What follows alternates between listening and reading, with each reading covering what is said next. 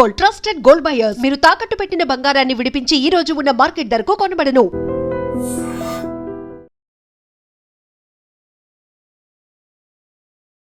సంపాదన ముసుగులో పడి మనం ఏం కోల్పోతున్నామో ఒకే ఒక్క గ్రామం మనకి కళ్ళకు కట్టినట్లు చూపిస్తోంది.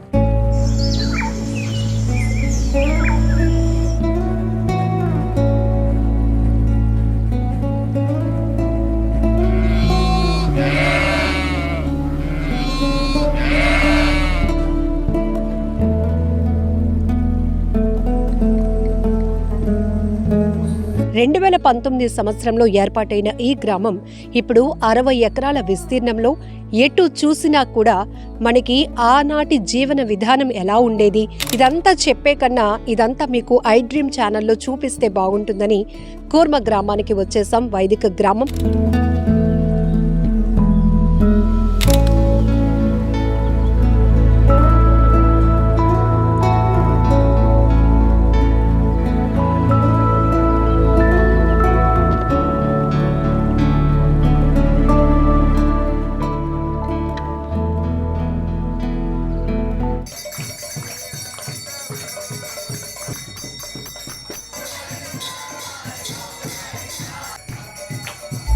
వేలాది మంది దేవతలను ఒక్కొక్కరు ఒక్కొక్క దేవతలను పూజిస్తూ ఉంటారు.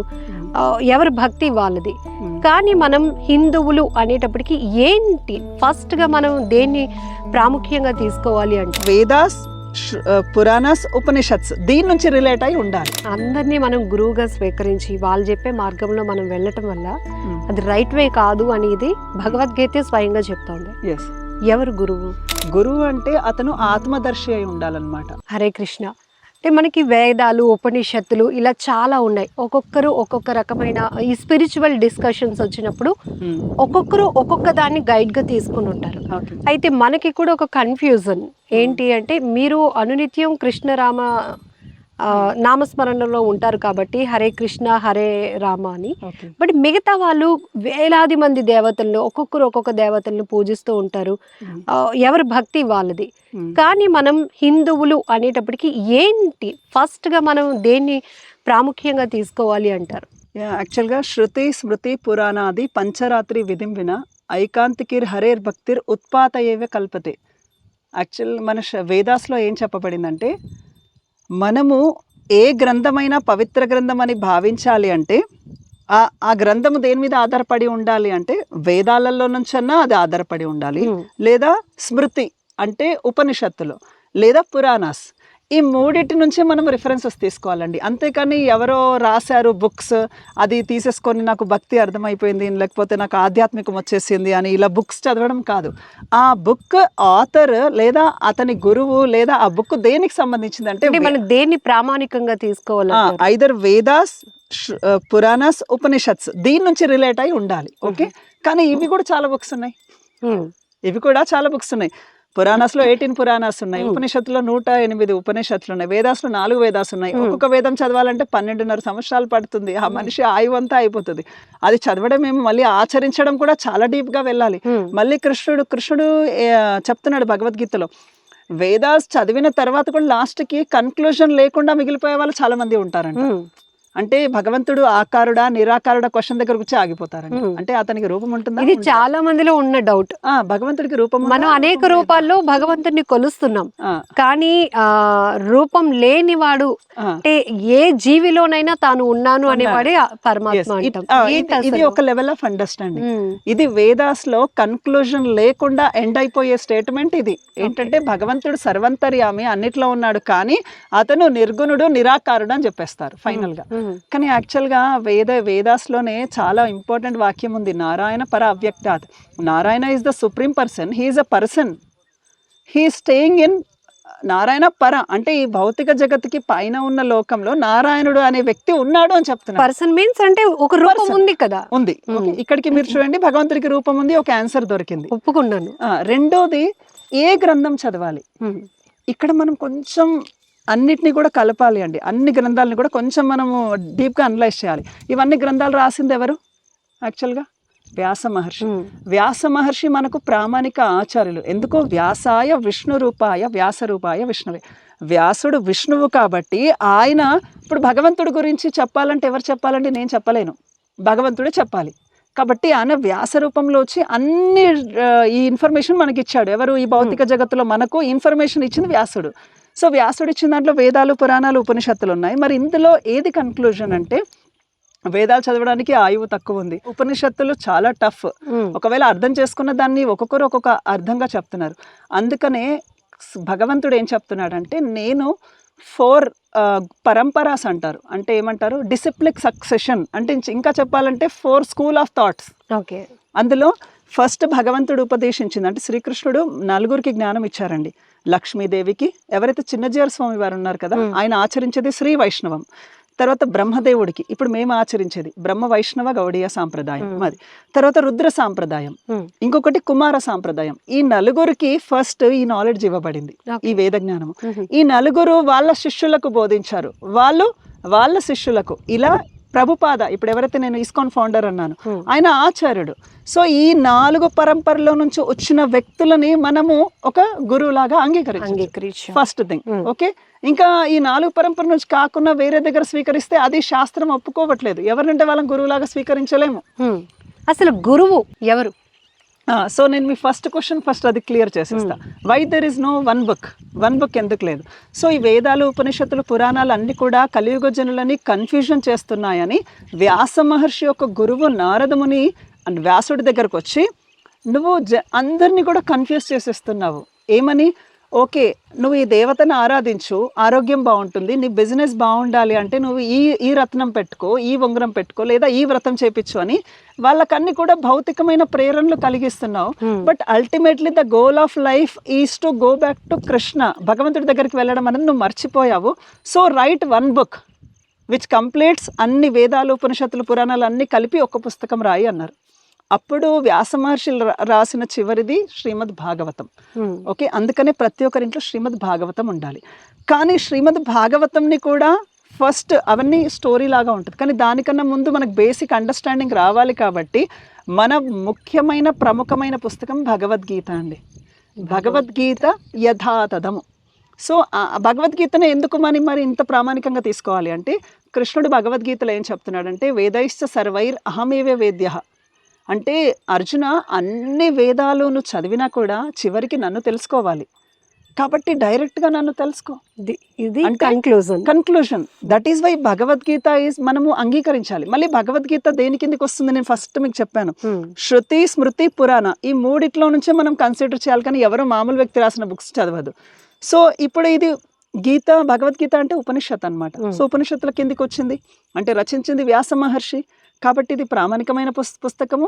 మళ్ళీ అందులో ఏం చెప్పబడింది? వేదాలు, ఉపనిషత్తులు, పురాణాల యొక్క సారాంశము భగవద్గీత అని కృష్ణుడు క్లియర్గా చెప్తున్నాడు. సో అందుకని ఎండ్ ఉంది, భగవద్గీత దగ్గరకు వచ్చి ఎండ్ అయిపోతుంది. కానీ ఈ పదాలు కూడా దీన్ని కూడా మార్చి 600కు పైగా భగవద్గీతలు డిఫరెంట్ ఎడిషన్స్ తోటి ఒకరొకరు ఒక థాట్స్ తోటి మారుస్తున్నారు. కానీ నేరుగా కృష్ణుడు ఏం చెప్పాడో ఉన్నట్టు ఎవరు ట్రాన్స్లేట్ చేయట్లేదు. కృష్ణుడు ఏం చెప్తున్నాడు? సర్వధర్మాన్ పరిత్యజ్య మామేకం శరణం వ్రజ. అర్జున అన్ని ధర్మాలు వదిలేసి నన్ను శరణు పొందు అన్నాడు. ఈ వాక్యంని చెప్పరు ఎవరు. భగవద్గీత అంతా చదివినా కూడా ఈ వాక్యం చెప్పరు. ఎందుకు కృష్ణుడికి శరణు పొందాలని మళ్ళీ క్వశ్చన్ అడుగుతారు. But Krishna is the supreme creator, అది మనం అర్థం చేసుకోవాలి. అందుకనే ఈ బుక్స్ చదివేటప్పుడు కూడా ఏ గురువు నుంచి మనం వింటున్నాము, అతను ప్రామాణికమా కాదా అని తెలుసుకోవాలండి. గురువు అన్నారు, అందరినీ మనం గురువుగా స్వీకరించి వాళ్ళు చెప్పే మార్గంలో మనం వెళ్ళటం వల్ల అది రైట్ వే కాదు అనేది భగవద్గీత స్వయంగా చెప్తోంది. ఎవరు గురువు? కృష్ణుడు 4వ అధ్యాయం 32వ శ్లోకంలో తద్విద్ధి ప్రణిపాతేన పరిప్రశ్నేన సేవయ ఉపదేక్షంతి తే జ్ఞానం జ్ఞానినస్తత్వదర్శిన. గురువు అంటే అతను ఆత్మదర్శి అయి ఉండాలన్నమాట. ఆత్మదర్శి అంటే ఏంటంటే తను ఇప్పుడు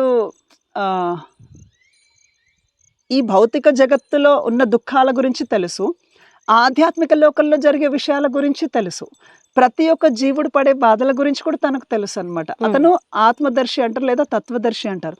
అతని దగ్గరికి వెళ్ళి నువ్వు ప్రశ్నలు అడుగు. ఎలాంటి ప్రశ్నలు?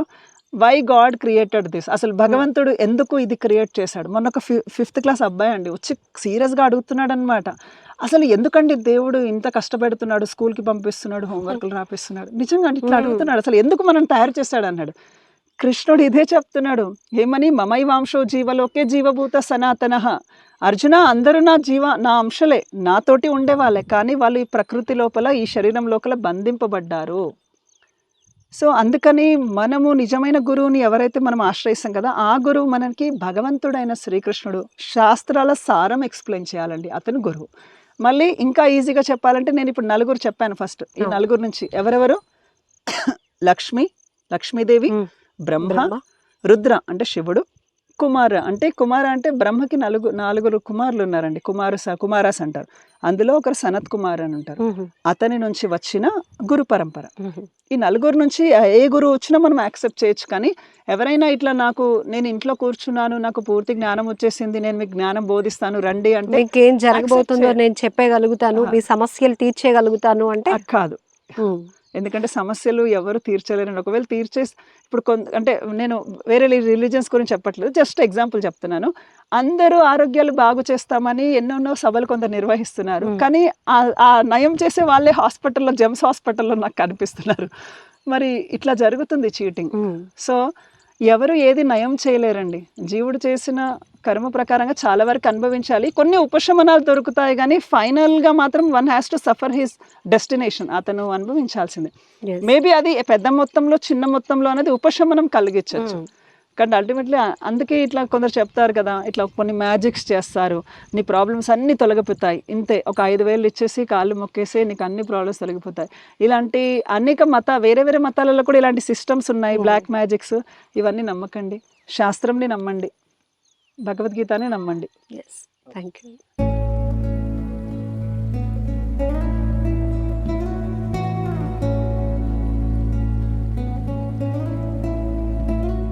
కోర్మ గ్రామం వైదిక గ్రామంగా పిలువబడుతున్న ఈ గ్రామంలో 16 కుటుంబాలు ఉంటున్నాయి.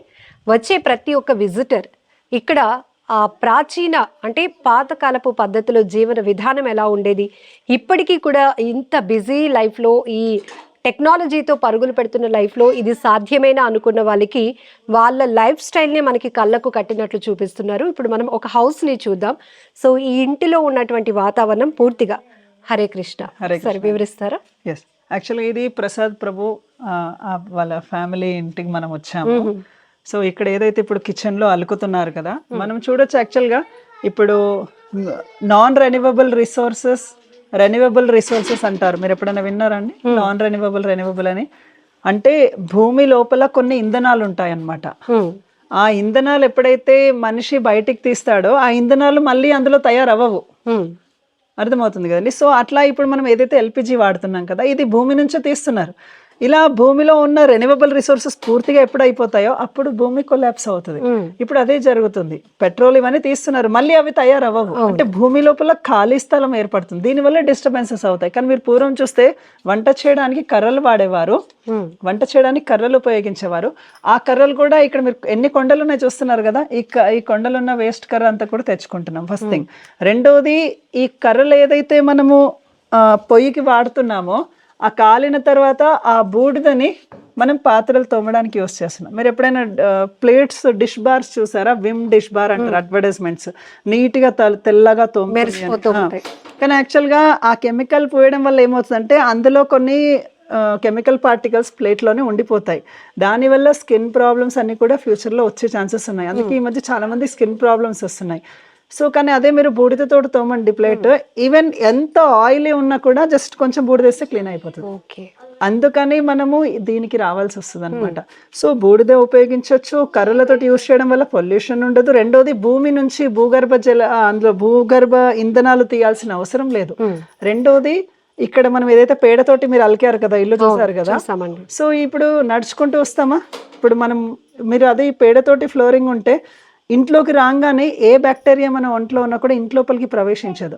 అందుకే కరోనా టైంలో కూడా పేడ ఇల్లు ఏదైతే అలికి ఉన్న వాళ్ళ ఇంట్లో ఎవరికి రాలేదు, ఎందుకంటే ఇంటి లోపలికి రాదు. బయట గడపకేమో పసుపు వేస్తాము, లోపలేమో పేడ అలుకుతారు, సో ఛాన్స్ లేదు.